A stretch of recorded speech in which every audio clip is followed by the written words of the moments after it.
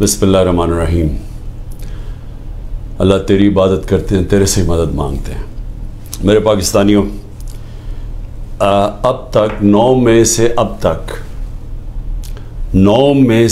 तक 150 पेशियां कर चुका हूं मैं अदालतों में। 150 केसेस की पेशियां मैं भर चुका हूं अदालतों में। मेरे ऊपर 150 केसेस थे, 145 केसेस थे 9 मई से पहले। अब वो तकरीबन 165 पे पहुंच गए हैं और वो जो नए केसेस हर रोज़ आ रहे हैं, तो ये बड़ी जल्दी मैं 200 केसेस में पहुंच जाऊंगा। डबल सेंचुरी हो जाएगी मेरी। और सिर्फ घर से निकलता हूं, अदालतों में पेशी करके फिर घर वापस आता हूं। मैं ये आज आपके सामने ये चीज़ें क्यों रख रहा हूं? इसलिए नहीं कि मुझे ये कोई केसेस की वजह से मैं कोई कमज़ोर पड़ रहा हूँ या मैं कोई घबरा रहा हूँ। ये मैं तैयार हूँ हर चीज़ के लिए कि जब भी मुझे पता था कि ये माफिया का मैं मुकाबला करूँगा। माफिया का मतलब ये कि ये वो लोग हैं, ये छोटा सा तबका है, ये मुल्क के वसाइल के ऊपर कंट्रोल करके बैठा हुआ है, ये आपस में मिले हुए हैं। इन्होंने जब मेरी हुकूमत चल रही थी तो इन्होंने पूरा प्रोपेगेंडा किया। मीडिया के हाउसेस के लोग इनके साथ मिले हुए थे। अब वो ज़रा दौर देख लें, क्योंकि अल्लाह अल हक है। वो तो अब इकोनॉमिक सर्वे जो कि हर साल माइशत के ऊपर एक सर्वे पब्लिश होता है, इकोनॉमिक सर्वे ऑफ पाकिस्तान, उसके अंदर वाज़े लिखा हुआ है कि हमारा दौर किधर से शुरू हुआ, क्या हालात थे हमारे, सबसे बड़ा बैरूनी खसारा, उसके बाद कोरोना के 2 साल आ गए, सारी दुनिया में तबाही मची उसकी।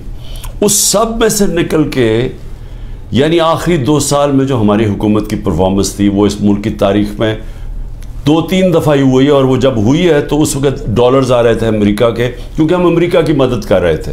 या वो अयूब खान के दौर में सीटो सेंटो, या फिर ज़ियाउल हक के दौर में जो अफगान जहाद थी, और या फिर वॉर ऑन टेरर जो मुशर्रफ के दौर में थी। उसके अलावा सबसे बेहतरीन परफॉर्मेंस थी। लेकिन आप अखबार पढ़ें, मीडिया देखें, कहते जी हमने मीडिया के ऊपर कोई पाबंदियां लगाई थी। या आप सिर्फ उठा के मीडिया देखेंगे किस तरह की हमारे ऊपर तनकीद हो रही थी और प्रोपेगेंडा कैंपेन्स चल रही थी। और अब आजकल के मीडिया पे आ जाएं कि पूरी तरह मीडिया का मुंह बंद किया हुआ है। इमरान खान का नाम नहीं ले सकते, सिवाय कि उसके खिलाफ उसकी किरदार कुशी की कैंपेन हो, उसके अलावा इमरान खान का कोई पॉजिटिव नाम नहीं ले सकते। और वो सारे बड़े बड़े जो जहाद करने वाले थे आज़ादी राय में, वो सब चुप करके बैठे हुए हैं और इसका हिस्सा बने हुए हैं। तो मैं ये क्यों कह रहा हूँ आज कि ये जो मेरे ऊपर केसेस हैं और ये जो आगे जिस तरफ जा रहा है मुल्क, मैं इसलिए कह रहा हूँ कि इसी वजह से आज से 27 साल पहले मैंने अपनी इंसाफ की तहरीक शुरू की थी। क्योंकि मेरा टाइम सारी दुनिया में गुजरा था, मगरब में, बरतानिया में, मैं तो उनका सिस्टम समझ गया था। तो मैं तो बड़ी पहले इस नतीजे पे आ गया था कि जिस मुल्क में इंसाफ नहीं है, कानून की हुक्मरानी नहीं है, रूल ऑफ लॉ नहीं है, वो मुल्क तरक्की नहीं कर सकता, वहाँ खुशहाली नहीं है। मैं इस नतीजे पे पहुँच गया था और इसलिए मैंने फिर 27 साल पहले अपनी तहरीक शुरू की इंसाफ की। और आज मैं सिर्फ आपके सामने ये बताना चाहता हूँ कि ये देख लें कि जब ताकतवर फैसला करता है इस मुल्क में, तो क्योंकि वो कानून के ऊपर है, वो हर किस्म का जुल्म कर सकता है कमज़ोर पे। अब ये सब कुछ हो रहा है कि कहीं इमरान खान घुटने टेक के हमारे पास आ जाए कि सर जो आप कहते हैं मैं तैयार हूँ।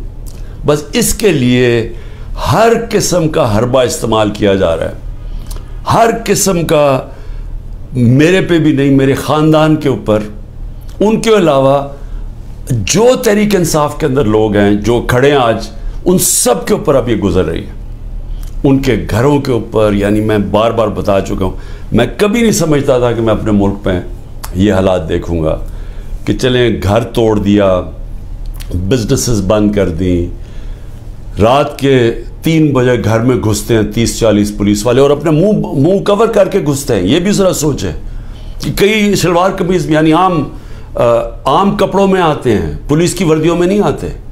लेकिन क्लैशनिकोव्स पकड़ के आम घरों में आ जाते हैं, वहाँ बच्चे होते हैं, वो कई बच्चों के ऊपर क्या गुजरती है वो जब देखते हैं। आज़म स्वाति के पोतियों के सामने, उसको बीवी के सामने अंदर घुस के रात के 3 बजे उसको मारा, सबके सामने देख रहे हैं उसको मारते हुए एक 75 साल के आदमी को।